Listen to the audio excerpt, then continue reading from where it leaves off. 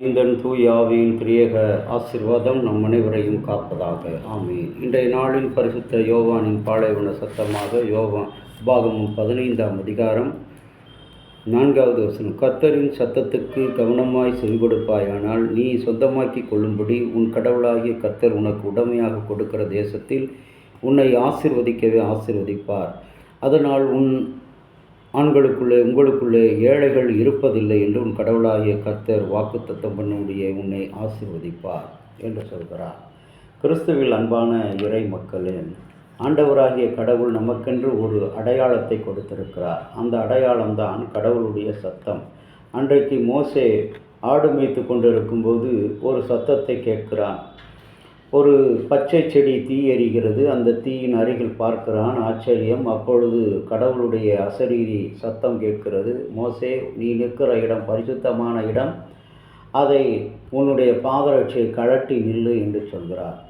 அதே போல் இஸ்ரவேல் மக்கள் நாடோடியாக வாழ்ந்தபோது அவருடைய சத்தத்தை நீ கவனமாய் செவி கொடுக்க வேண்டும். இன்றைக்கு நம்முடைய வாழ்க்கையிலே கடவுளுடைய சத்தம் அடையாளங்களாக, அற்புதங்களாக, நட்பாக, பாசமாக, உணவாக, சிரிப்பாக, ஆரோக்கியமாக, பதவி உயர்வாக, படிப்பாக பல வேளைகளில் அவர் அடையாளங்களை கொடுத்திருக்கிறார். வில்லியம் கூப்பர் என்ற ஒரு மனிதர் அவர் எழுதின கவிதையில் இப்படிப்பட்டதாக தலைப்பிடுகிறார். அடையாளம் தெரியாதவர் வருகிறார் என்று சொல்லி எழுதுகிறார்.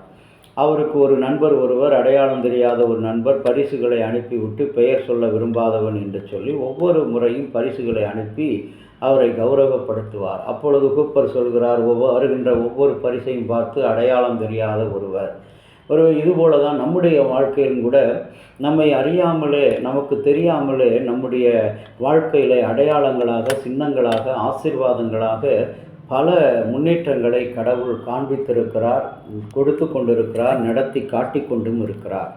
ஆனால் அவைகளை நாம் அடையாளம் கண்டுகொள்வதில்லை. அடையாளம் தெரியாதவராகவே நாமும் இருந்துவிட நினைக்கிறோம். நம்மில் வந்து வாசம் செய்கிற அவருடைய சத்தம், அவருடைய இடைப்பாடு, இங்கே இஸ்ரவேல் மக்களுக்கு சொல்லும்போது உங்களிடத்திலே இனி ஏழைகள் இருப்பதில்லை என்று சொல்கிறார். ஆண்டவராகிய கடவுள் இந்த மாதத்தில் பொறுமையுள்ளவராக இருப்பது மாத்திரமல்ல, உங்களிடத்தில் ஏழைகள் இருப்பதில்லை, நீ கடவுளுடைய சத்தத்துக்கு செவி கொடுத்தாய் என்று சொன்னார். நீ ஆபத்து காலத்தில் என்னை நோக்கி கூப்பிடு, நீ அறியாதும் எட்டாதுமான பெரிய காரியங்கள் உனக்கு அறிவிப்பேன் என்று சொன்ன ஆண்டவராகிய கடவுள் இந்த நாளில் அருமை இரட்சகர் இயேசு கிறிஸ்துவோடு அவருடைய சத்தத்தில் நீங்களும் நானும் என் சத்தத்துக்கு செவி கொடுத்தால் நான் உங்களை ஆசீர்வாதமாக வைப்பேன். இதுதான் அடையாளம் தெரியாத ஆண்டவர். இன்றைக்கும் கூட அன்புக்குரிய இறை மக்களே, நீங்களும் நானும் வாழுகிற அனுதின வாழ்க்கையில் அநேக காரியங்கள் இதுபோன்று ஆண்டவருடைய வருகையாக அடையாளமாக நமக்கு கொடுக்கப்பட்டிருக்கிறது. ஆனாலும் கூட அந்த அடையாளங்களை நாம் உணரவோ ஏற்றுக்கொள்ளவோ மறியவில்லை. அநேக முறை எச்சரிக்கப்படுகிறோம். தோல்விகளாக, துன்பங்களாக, குடும்ப பிரச்சனைகளாக, இயலாமைகளாக, நம்முடைய வியாபாரத்தின் தோல்விகளை சந்திக்கின்ற நிலைகளாக கடவுளுடைய எச்சரிப்பு அடையாளமாக வருகிறது. ஆனால் அவைகளை உணர்வதற்கு இல்லை. இன்றைக்கு என் சரீரத்தில் வியாதிகள் நான் செய்த பாவம் என்று உணரும் பொழுதுதான் ஆண்டவர் நம்மை அந்த ஆசீர்வாதமான ஒரு வாழ்க்கைக்கு கொடுக்கிறார், ஆரோக்கியமான ஒரு வாழ்க்கைக்கு நம்மை அழைத்து செல்கிறார். இனி உன் தேசத்தில் ஏழைகள் இருப்பதில்லை. இந்த புதிய மாதத்திலே நம்முடைய குடும்பத்தில் கஷ்டமே இனி இல்லை, கவலையே இன்று இல்லை, ஆண்டவர் பிரச்சனைகளே இல்லை என்று வாக்கு கொடுக்கிறார். ஆண்டவரை நோக்கி ஜெபிக்கலாமா? எங்கள் நேசமுள்ள இயேசுவே, இந்த நல்ல நாளுக்காக நன்றி ஆண்டவரே. நீ கொடுத்த அந்த அற்புதமான வாக்குத்தத்தத்தை நினைத்து நன்றி செலுத்துகிறோம்.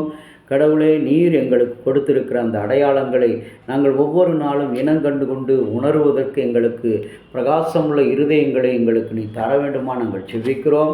இதுவரை அப்படி உணராத மக்களாக இருந்த எங்களுக்கு இந்த நாளினுடைய சிந்தனை உணரக்கூடிய ஒரு அடையாளமாக எங்களை வைத்ததற்காக நன்றி. தொடர்ந்து வழிநடத்தும் இறைமைந்தன் இயேசுவின் நாமத்தில் வேண்டுகிறோம், ஜீவனுள்ள நல்ல பிதாவே. ஆமேன். தந்தையாகிய கடவுளின் அன்பும் மைந்தராகிய இயேசுவினுடைய அருளும் பரிசுத்த ஆவியினுடைய நல்ல உரம் பாதுகாப்பும் அனைவரோடு கூட இருப்பதாக. ஆமேன்.